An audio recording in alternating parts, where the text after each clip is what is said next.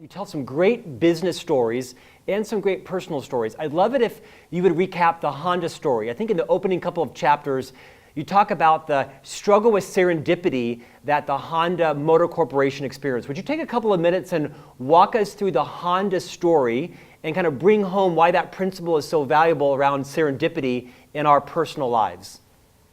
Sure. So we all know Honda is a global superpower, and it's an American superpower. You can look around your neighborhood and see Honda cars in every driveway or many driveways. Honda is a giant success story, not just internationally, but in America as well. That, however, may never have happened if Honda had not taken advantage of a serendipitous turn of events. And what I mean by that was in the 1960s, Honda was not a car company that served America at all. But Honda had this idea that maybe they could crack into the American motorcycle market. And at the time, Harley Davidson, big American brands dominated that market. And Honda thought, well, if we get a little slice of that market, that's our toehold into the American market. Maybe we can get in from there.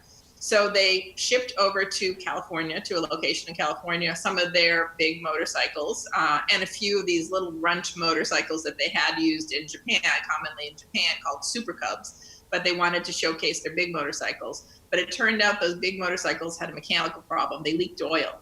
And so not only were they not successful selling them, they had to make a decision if they were going to send them back and get them fixed, scrap it. What were they going to do? Were they just going to fold up shop and say this was a failure? Nobody bought their big motorcycles. And they hadn't really anticipated that they would be so unsuccessful so quickly. In the frustration of not being successful and trying to figure out what to do, one of the employees took the little motorcycles I mentioned, the Super Cubs, which were little almost toy motorcycles that were very common in Japan, used for driving around cities and in urban spaces that were tight and maneuvering quickly. And in frustration, took those Super Cubs up to the hillside in California and Los Angeles, the dirt hills, and basically went riding all over and kind of working out his frustrations of this job is terrible, it's not going well, I'm not selling any of these. And it turned out that was kind of fun. Driving those little Super Cubs up and down those Los Angeles dirt hills was fun. So we brought back some colleagues another time, and they together went up and they kind of would sneak out of work and go riding in the hills. And people started noticing, what are these little toy motorcycles? And it looked fun. And somebody who noticed was a buyer from Sears. And one day the buyer from Sears said, would you consider allowing us to sell these little Super Cubs in Sears?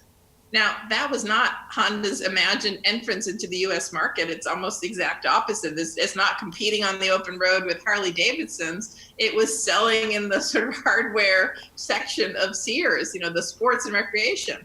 And they fought the idea for a while, and then they decided, why not?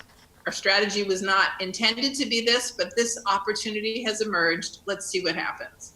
And as we probably all now know, that was the beginning of creating a whole new class of motorcycles, the Super Cubs, the recreational vehicles, not the ones that were for people on the roads with leather jackets and going cross country, but for people who wanted to have fun.